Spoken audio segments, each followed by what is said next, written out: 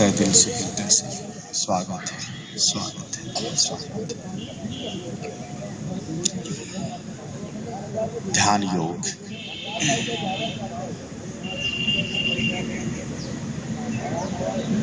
योग का महत्व, योग का मतलब आपने पढ़ा है, सुना भी है। कहते हैं कि ध्यान, योग और योग का ही अंग ध्यान है।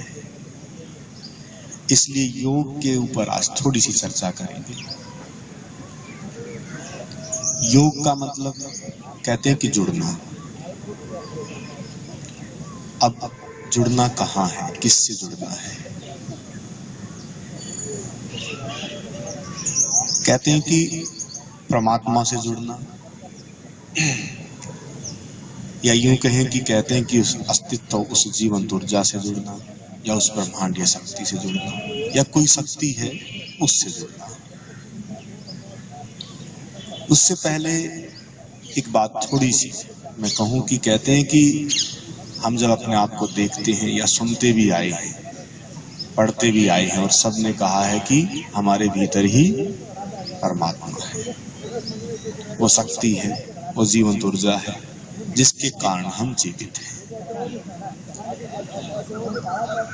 अब इस शक्ति को जानने के लिए कहते हैं कि परम शक्ति से मिलन योग कहलाता है, उससे जुड़ना योग कहलाता है।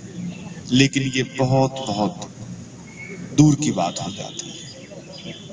बोले कि कैसे मिलेंगे, कैसे जुड़ेंगे, कैसे उससे मिलन हो सकेगा, कैसे उस शक्ति से हम अपने आप को परिचित करेंगे।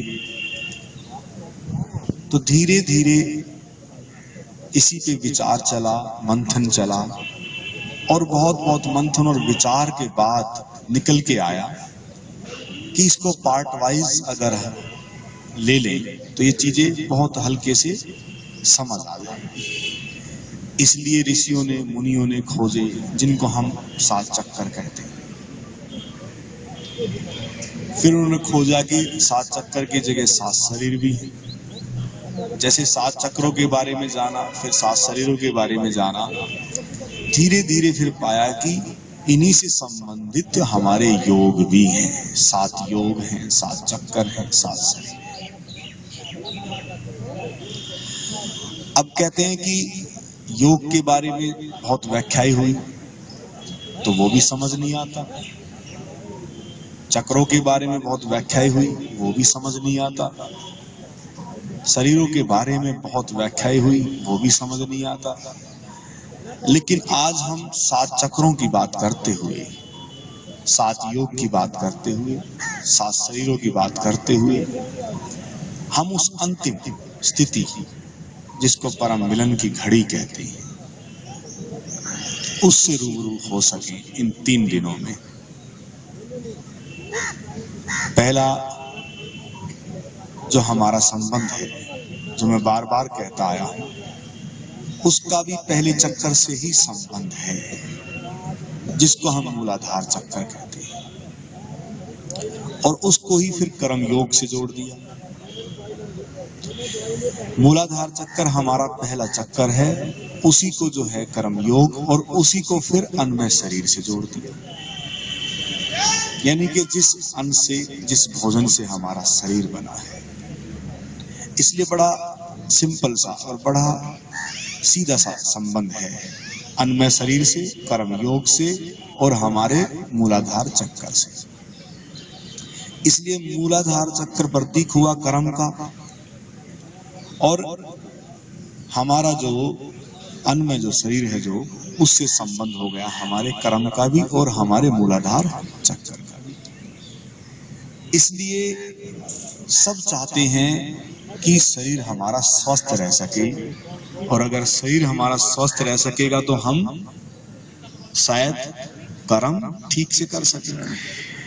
इसलिए बहुत महत्वपूर्ण बात है कि शरीर का स्वस्थ होना कर्म से जुड़ा हुआ हो गया। शरीर का स्वस्थ होना हमारे पूरे शरीर से संबंध हो गया। इसलिए स्वास्थ्य की कामना सदियों से चलती आ रही है, यानी कि रोग अभी अभी बढ़े हैं, बीमारी तो शुरू से ही है। तो इसलिए बुद्ध थे तब भी, पतंजलि थे तब भी, राम थे तब भी, कृष्ण थे तब भी। अब हमें इस शरीर को अगर हम थोड़ा सा जान लें, शरीर के बारे में थोड़ा सा हम अगर समझ लें और कर्म के बारे में अगर समझ लें, तो पहली जो अवस्था है, पहली जो परत है, पहला जो चक्कर है, वो स्पष्ट हो जाएगा। इसलिए योग का मतलब है जुड़ना। अब हम उस परम शक्ति को छोड़ दें, उससे मिलन होगा, कब होगा, क्या होगा, इसका कोई संबंध नहीं है। लेकिन कहते हैं कि जब हमारे शरीर के भीतर ही परम अवस्था, वो परमात्मा की स्थिति है, तो कहते हैं कि जब भीतर ही वो परम सत्ता है, तो पहले ही परत से हम जुड़ जाएं बस। यानी कि हमारा योग का संबंध कहां से आरंभ होगा? हमारे शरीर से जुड़ना। और जैसे ही हम शरीर से जुड़ेंगे, जैसे ही हम शरीर के प्रति ध्यान और होश से भरेंगे, तो समझ लो वो कर्म योग और वो ध्यान योग हो जाता है। इसलिए शरीर के पूरे प्रति होश से भरते चले जाएंगे, तो समझो कि आप शरीर के प्रति होश से भरते जाएंगे, तो जो भी आपके कर्म हैं, वो जो कार्य जो आप कर रहे हैं, वो भी पूरे ध्यान से ही और पूरे ध्यान पूर्वक होते चले जाएंगे। इसलिए चक्रों का भी गहरा संबंध है, योग का भी संबंध है। इसलिए कर्म योग को सर्वोपरि रखा था। अब दूसरी बात आती है, फिर कहते हैं कि हमारी इंद्रियां हैं, 5 इंद्रियां हैं, और 5 इंद्रियों का संवेदनशील होना जरूरी है और महत्वपूर्ण है। इसलिए मैं कहूंगा कि जैसे शरीर से हम जुड़े, ऐसे ही हम इंद्रियों से जुड़ जाएं। बड़ा सिंपल सा है। जैसे सुनना है तो पूरे ध्यान से सुने, अगर हमें बोलना है तो ध्यान से बोलें, और हमें देखना है तो अच्छे से देखें। अगर हमें खाना और भोजन अगर करना है, तो उसके साथ भी हम पूरे होश और पूरे ध्यान से उस भोजन को ग्रहण करें। ऐसे ही जब हम नहाने के लिए जाएं, क्योंकि स्पर्श जिसको कहते हैं त्वचा का अंग है, तो उसको भी हम अच्छे से साफ कर लें। बड़ा सिंपल सा है। यानी कि दूसरा जो पार्ट, दूसरा जो हिस्सा है हमारा, उन 5 इंद्रियों के प्रति हम जुड़ें, उनसे संबंध स्थापित करें, और जैसे जैसे हम उनसे जुड़ते जाएंगे, वैसे वैसे संवेदनशीलता आपकी बढ़ती जाएगी और आपकी हर इंद्री सजग होती जाएगी। और जैसे जैसे इंद्री सजग होती जाएगी, वैसे वैसे आप ध्यान में प्रवेश करते चले जाएंगे। अब जैसे प्रेजेंट ध्यान आज होगा अभी, तो प्रेजेंट ध्यान का संबंध ही और मतलब ही इतना है कि अगर हम सुन रहे हैं तो पूरा सुने। यानी कि ध्यान हमें ना सुनने की कला सिखाता है। अगर ध्यान में बैठे तो चारों तरफ कहाँ आवाज आ रही है, कौन बोल रहा है, पक्षी बोल रही है कि आदमी बोल रहा है कि हॉर्न की आवाज आ रही है। जैसे जैसे जैसे आप इसको ऐसे भी समझ सकते हैं कि जैसे एक ऑर्केस्ट्रा बज रही है। तो हम नॉर्मल जब संगीत को सुनते हैं तो हमें शायद वाद कौन से यंत्र बज रहे हैं हमें नहीं पता लगता, लेकिन अगर जैसे जैसे हम थोड़े थोड़े उसको सुनने में पारंगत होंगे, जैसे जैसे हम उसको सुनते जाएंगे, तो हो सकता है कि इसमें फ्लूट बजे, वो भी समझ, हाँ वो भी पकड़ी जाए, फिर गिटार बजे, वो भी पकड़ा जाए, फिर एक एक चीज जैसे जैसे पकड़ी जाएगी, तो समझो कि हमारी सुनने की जो इंद्री है वो सजग हो रही है, वो संवेदनशील हो रही है।